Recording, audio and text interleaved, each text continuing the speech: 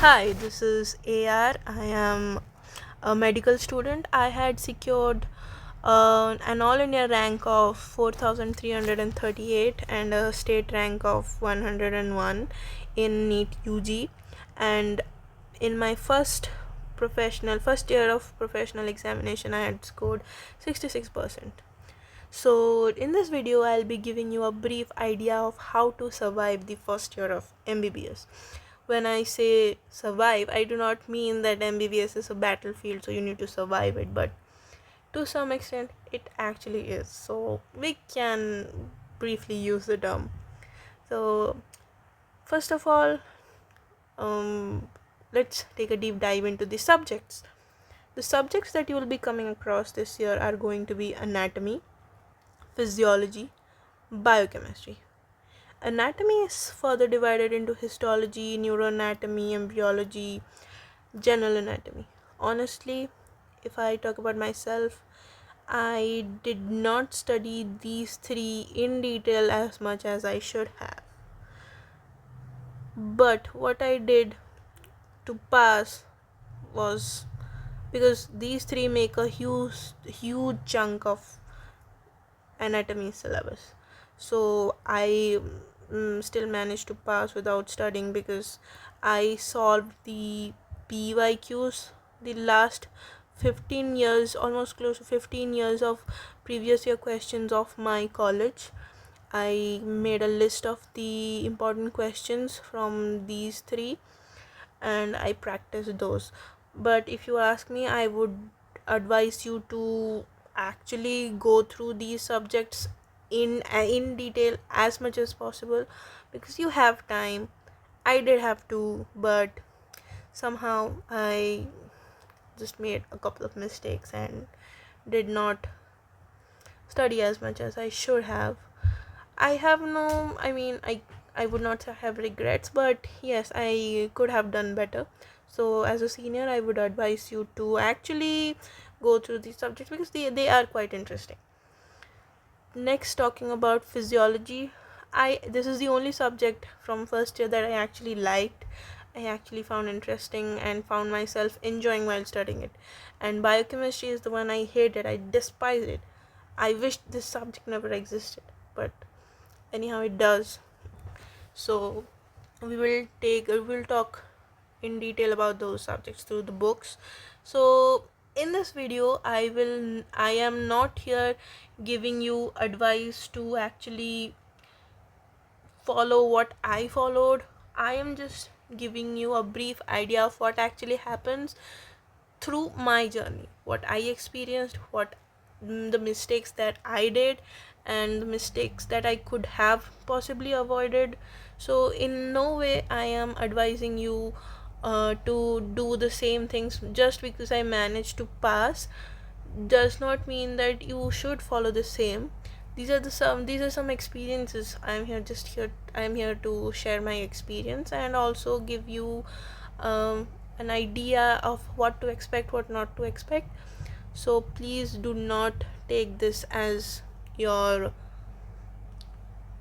make this the ideal plan that I am actually sharing with you. So enough of disclaimer. Let's stick back to our video. So the books for anatomy, these are the books that I studied were that is Vishram Singh. Vishram Singh actually has three volumes. The first volume of upper limb and thorax, and then I think head and neck, and then lower limb and abdomen. Many of my classmates also preferred BD Chaurasia. It is a personal preference. You can choose either of it. And with the same, I used to also attend Physics Wala Meded online classes and notes as well. For histology, embryology, neuroanatomy, and general anatomy, as I said, I solved the PYQs, previous year questions from the last 15 years of my college. As a suggestion, as a senior, I could suggest you to do PYQs because not on, if you have not gone through the books thoroughly, if you have attended the online classes, which I highly recommend you should do, you should not skip classes, not just online classes but classes at college as well.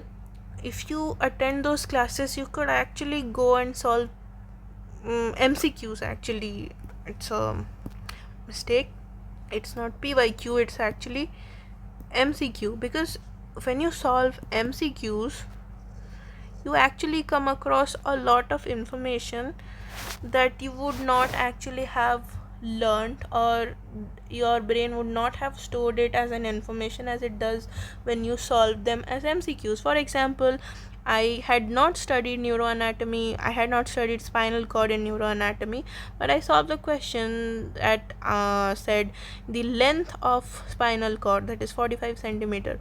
So I had solved this MCQ and I actually came across the same question in one of my university exams. So MCQs do help.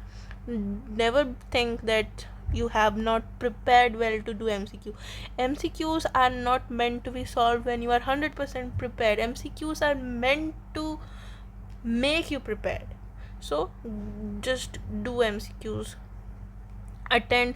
Okay, so dissection. Again, I would highly recommend you to attend all the dissection classes of your college, because it is a privilege as a medical student, as somebody who belongs to this medical fraternity.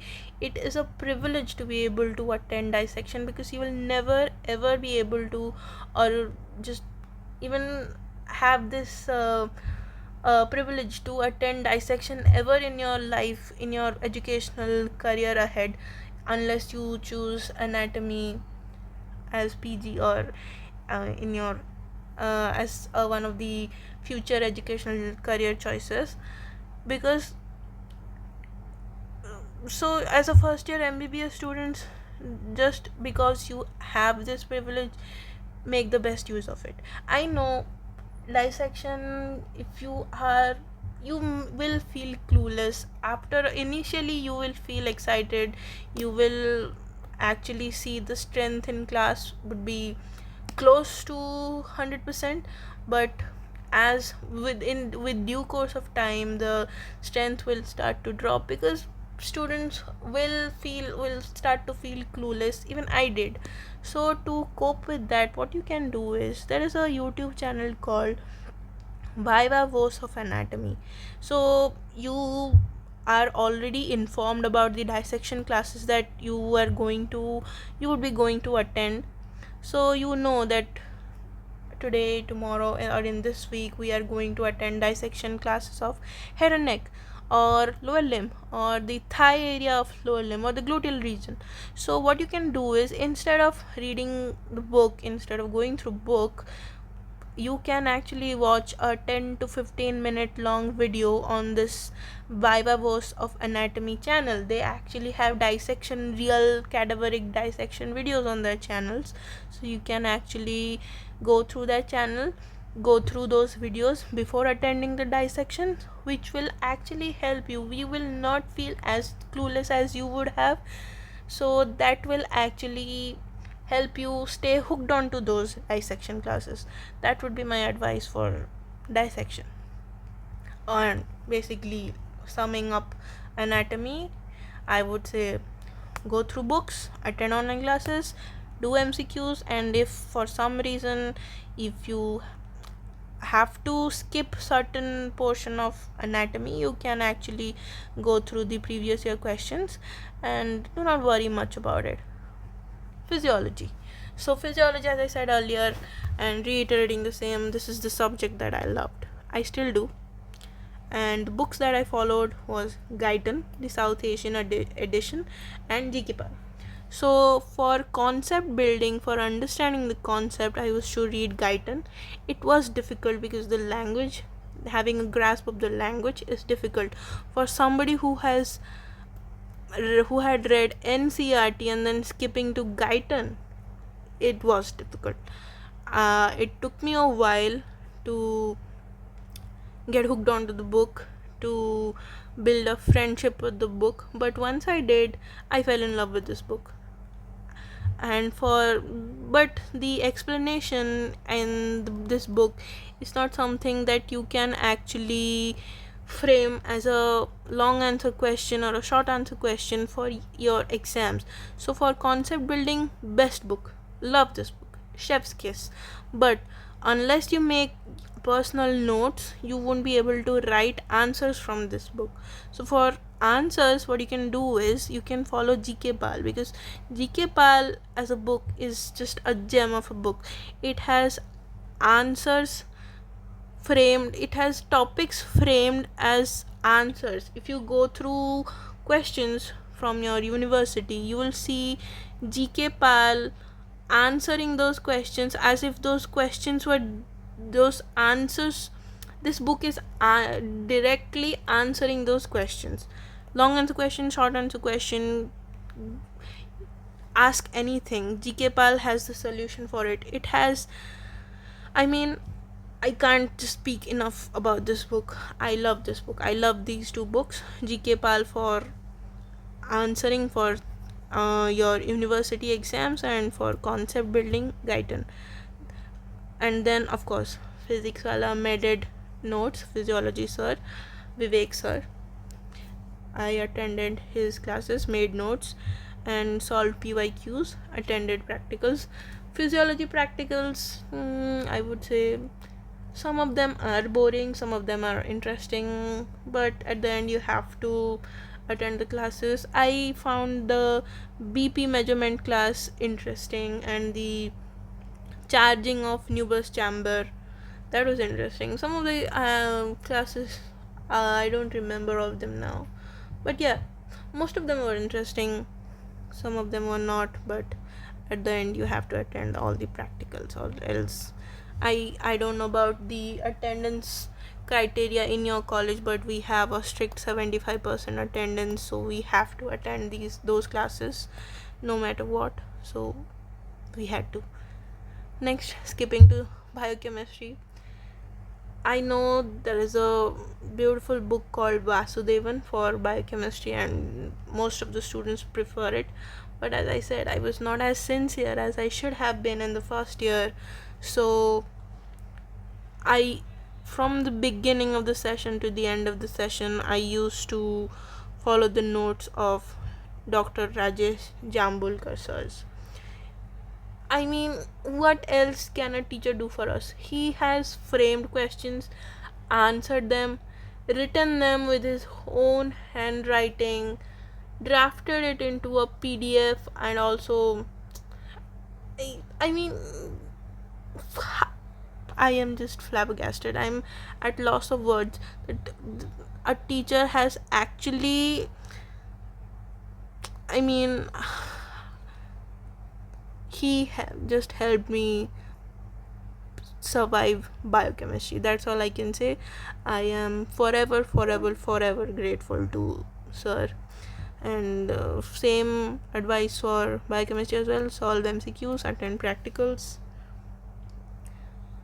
Before coming to some real talk, let's just end up with the educational thing first. So for the YouTube channels, yes, sometimes these online classes were too lengthy, some 2 hour long classes, or maybe sometimes even more than that. So when I had exams and I was not able to attend classes, I would watch the same topic lectures on YouTube, and also the lectures that I would not make proper notes of, I would take the help of these YouTube channels actually.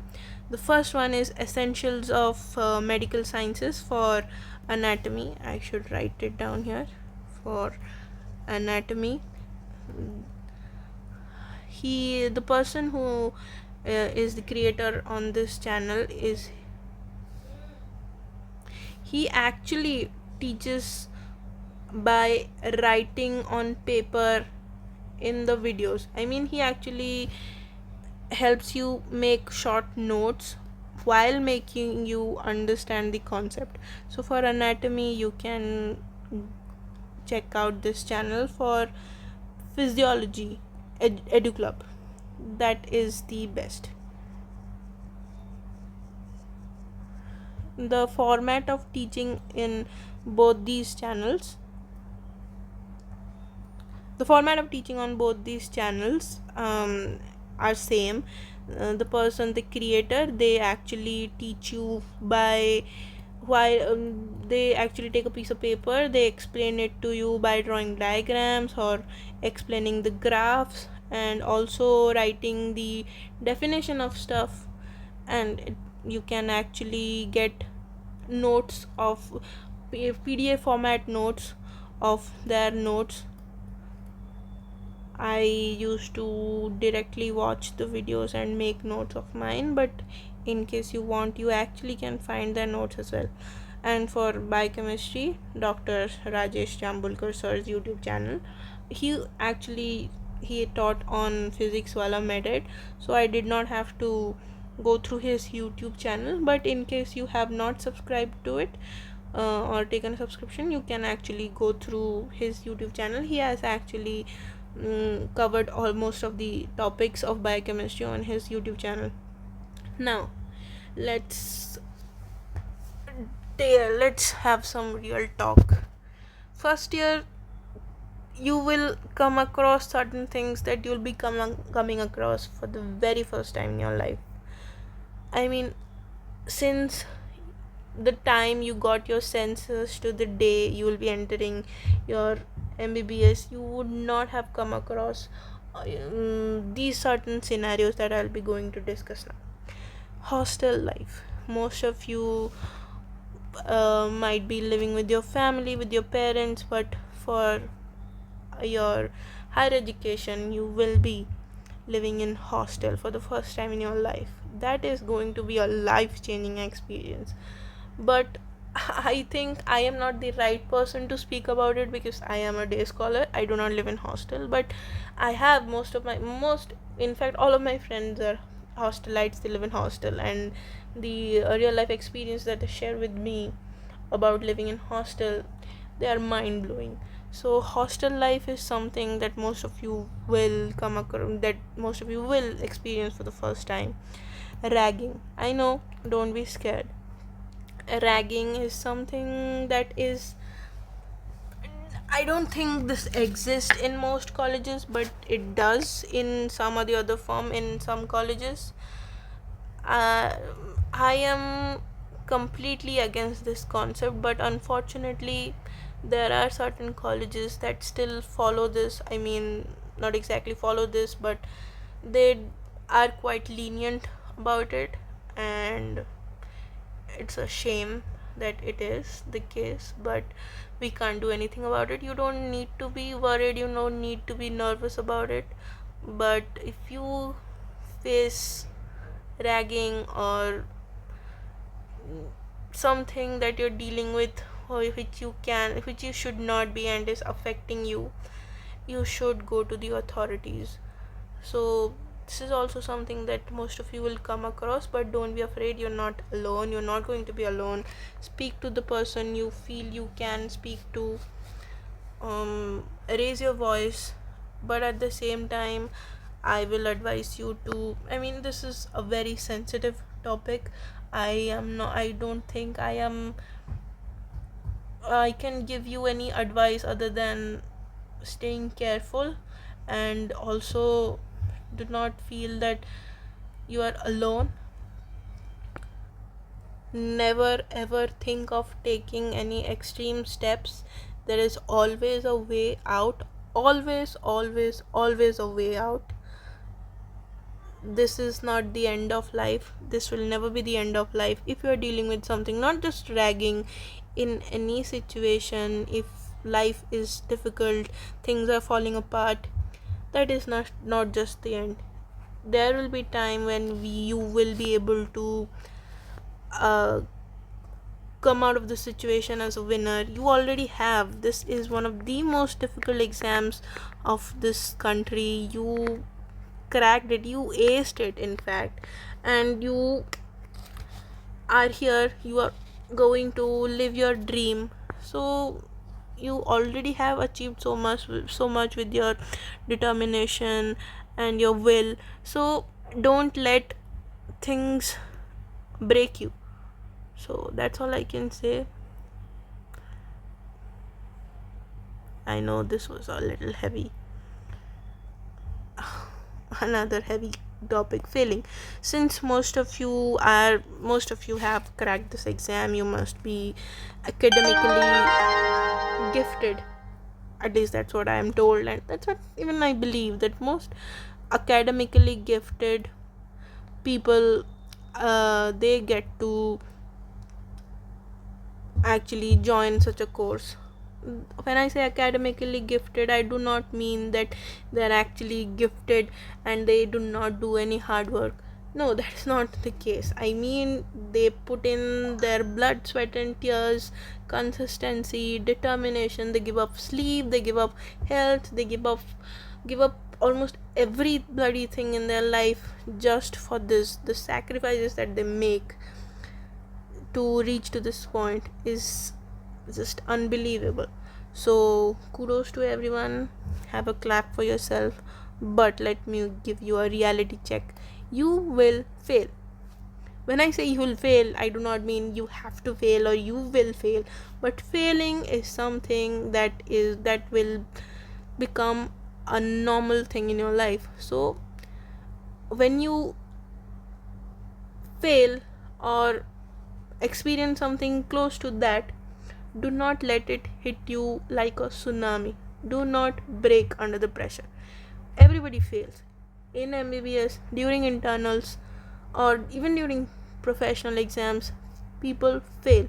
Most of the students who join MBBS, they are, as I had said, academically gifted. Throughout their student life, they perform brilliantly, scoring 95, 96%, or always 90, 85%, whatever is the present day criteria for toppers in the society. Everybody actually just beyond, or just skyrocketingly above it, if there is a word like that.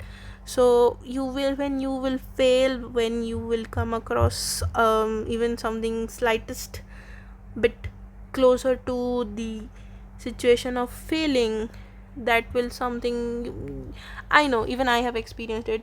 You will feel like things are falling apart, nothing is in your control. But believe me, that is just the most normal thing in medical colleges. Failing, that's all for failing. I know I could have elaborated more, but I just want you to know that, to start normalizing failing. If I don't want you to fail. I am not saying that you will definitely fail, but even if you do, it's not, there's no need to make a big ruckus out of it. It is normal. Friendship. So friendship, day one, you will make a friend called A, but there is a highly likely possibility that you will end up the first year that you will end first year of your MBBS with a friend named Z. So this will be a trial and what is that process called, trial and error procedure. So like the ants, while they are, when they move from this direction, let me draw. When ants move this way and the ants coming this way, they talk to, every ant interacts with the other ant behind the queue. I hope you understood what I said. I am actually fumbling a bit, but yeah. So you will test your friendship with every person because everyone is new. So you will try to figure out who you can bond better. So in the beginning, you might feel that, oh, this person, there's a vibe. I feel the vibe. I feel we can go along. We are getting along quite well. We will be friends for the end of eternity. No, that is not the case. In couple of months, in couple of weeks, you will see friendships falling apart. You will make new friends. Those friendships will fall apart. You'll patch up with the older friends.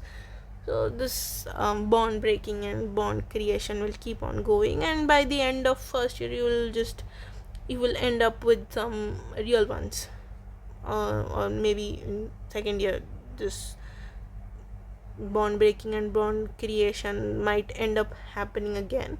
So throughout mbbs there will be friendship. This bond of friendship will keep on breaking and new bonds will keep on getting created.